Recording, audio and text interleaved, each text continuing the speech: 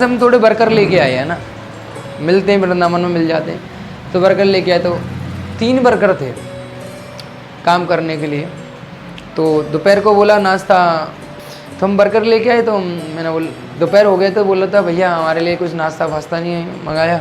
मैंने कहा हमें क्या पता था भाई आप खाना वाना नहीं लेके आते हो, हमने तुमसे सुबह बोला भी था तो वो चुप लगा गए थे, तो लेके नहीं आए खाना वाना। तो मैंने बोला चलो कोई बात नहीं, मैंने चलो तुम बाइक पे बैठो, मैंने कि अभी ले आते हैं, क्या लेके आना है आपको। तो मैंने बोला कितने रुपए चाहिए आपको, तो बोला 100 रुपये दे दीजिए हमें भैया।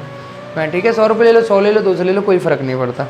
मैंने कहा चलो अब भैया मैंने क्या लोगे आप, तो वहाँ वो डिसाइड कर रहा क्या क्या है। मैंने भैया ये अब उस मैंने बंदे को एक चीज़ देखा, मतलब उस बंदे ने पहले एवरेज लगा लिया था कि 20-20 रुपये खर्च करने हैं तीनों में, 3 थे मतलब 20-20 रुपये से ज़्यादा नहीं लेना हमें, ठीक है। मैंने उससे खूब कहा मैंने कि कोई अच्छा ढंका सा ले लो, उसने अपने हिसाब से 20-20 रुपये के सामान उसने लिया तीनों के लिए, ठीक है, लेकर आ गए। मैं उसको रास्ते में बात कर रहा था, मैंने भैया कहाँ के हो आप, तो बोला तो भैया हम कानपुर के हैं ना। मैंने कहा क्या ये हम काम करने आते हैं यहाँ पे। मैंने अच्छा काम करने आते, तो मैंने कि खाना पीने का क्या होता है, बोला था सुबह भैया सुबह तो मेरे उसका देखो चीज़ें देखो, बोला था भैया वृंदावन में रह के भूखा कौन मर सकता है, कोई नहीं कि इतने सारे भंडारे चलते, सुबह तुम भंडारे में खा लेते हैं कुछ ना कुछ है ना, और दोपहर को तुम थोड़ा बहुत कहीं ना कहीं भंडारे नहीं चलते तो दोपहर को तो कुछ हम खा लेते हैं खाना वाना कहीं से है ना, मतलब नाश्ता वगैरह कर लेते हैं, शाम को एक टाइम का बना लेते हैं भैया हम। तो दूसरा बंदा बोल रहा था यार भैया यार ऐसे भंडारों, मतलब वो आपस में बात कर रहे थे भंडारों से काम थोड़ी ना चलता है, ऐसे कैसे काम चलेगा, इतना कम मतलब जा रहे हैं तो 50-100 रुपये अपने खाने में भी खर्च हो जाएंगे तो क्या हो जाएगा। मतलब वो 50-100 रुपये के लिए ऐसे डिस्कशन कर रहे थे कि मतलब बहुत बड़ी बात है उनके लिए वो खर्च करना, है ना। खुद सोचो भंडारे में क्या मिल जाएगा, थोड़ा बहुत एक चाय मिल जाएगी, छोटी मोटी चीज़ मिल जाएगी, उनसे एक इंसान पूरे दिन मेहनत कर रहा है, बेलदारी तरीके की कर रहा है, तो उसके लिए क्या पेट भर जाएगा उसका, है ना। लेकिन वो उसमें कंप्रोमाइज़ कर रहा है, उसमें वो फिर भी खुश रहने की कोशिश कर रहा है और वो समय काट रहा है। क्यों ज़्यादा से ज़्यादा पैसे बचाऊं, ज़्यादा पैसे बचाकर घर पे ले जाऊं, घर पे दे के आऊँ, मतलब कुछ चीज़ें उसके माइंड में चलो घर पे ये कराना है वो कराना है, इन चीज़ों में या मेरे घर पे बच्चे भी हैं वो उन्हें पढ़ाना हो। तो मेरे भाई जब इन चीज़ों को सोचते हैं ना, तो हम जो किताब कॉपी को पेन को लेके बैठे हैं ना, तो हमारा वर्क उनसे बहुत कम है भाई, बहुत कम। 2 वक्त का खाना मिल रहा है प्यार से, और किताब कॉपी लेकर हमें कोई टारगेट दिया हुआ है उसको पढ़ना है।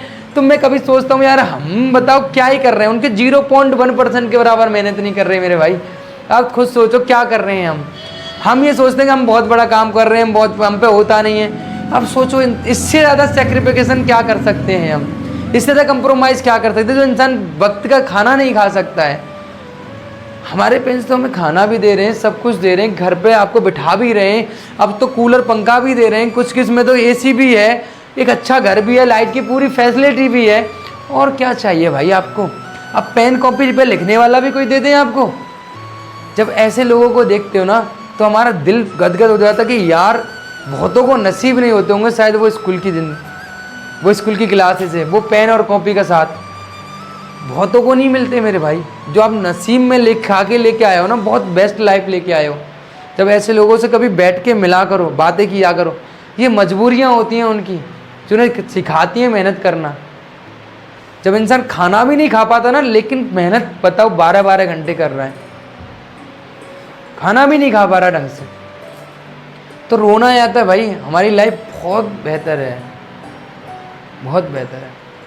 तो अपने आप पे दया मत करो कि यार हमें ये चाहिए वो चाहिए, बोलो टूट के मेहनत करनी है कि कल को चलो इतने तो हो जाएं कि हम आज इतने होते तो शायद इनकी कुछ सहायता कर पाएँ ऐसे लोगों की। यही ज़िंदगी है आज, समझ लो। लोग इन्हीं को याद रखते हैं। जब आप रतन टाटा के मतलब ना, उन्होंने बोला था कि मुझे इस बात से फ़र्क नहीं पड़ता कि मेरी लग्जरी गाड़ी कितनी है, मेरे पास महल कितने हैं, मेरे बैंक अकाउंट में कितने पैसे हैं, मुझे इस बात से फ़र्क इस बात से पड़ता है कि मेरे साथ ग्रोथ करते करते कितने लोगों ने ग्रोथ की है, यानी कितने घर बने हैं मेरे साथ बढ़ते बढ़ते। जितने घर बने हैं ना मेरे साथ ग्रो होते होते हुए बढ़ते बढ़ते, मैंने उनको रोज़गार दिया, चाहे काम दिया मैंने, चाहे कुछ भी सहायता की, जो बने हैं वो मेरी कामयाबी है, वो मैंने कमाया है, समझ लो। तो अपने लिए ना सही तो ऐसी स्थिति हो, ऐसे लोगों के लिए मेहनत ज़रूर करो भाई जीवन में, कि हम खुद इतने बन जाएं कि कल को ऐसे लोगों को देखें तो कल कुछ सहायता या किसी को ग्रोथ करा सके, किसी को जीने की वजह बन सकें हम। उससे ज़्यादा सुकून क्या मिलेगा, समझ लो। जिस दिन ये बात समझ में आ गई ना, तो फिजिक्स केमिस्ट्री अगर मैं तुम्हारी एज पे होता ना तो मैं सबसे टॉपेस्ट जॉब चाहता इस दुनिया में। सच बता रहा हूँ मैं, चाहे मुझे 6 नहीं 10 साल देता, क्यों चाहता कि मैं उतना तो कमा लूँ कि मैं किसी को दे सकता हूँ उस चीज़ को। अपने लिए नहीं, अपना तो 2 वक्त में रोटी बन, लेकिन ज़िंदगी में उतना तो कमा लो, जीवन रहा तो कि चलो ऐसे तो कुछ कर सकते हैं। अपनी जीवन तो बनता ही बनता है, लेकिन औरों को भी बना देते हैं।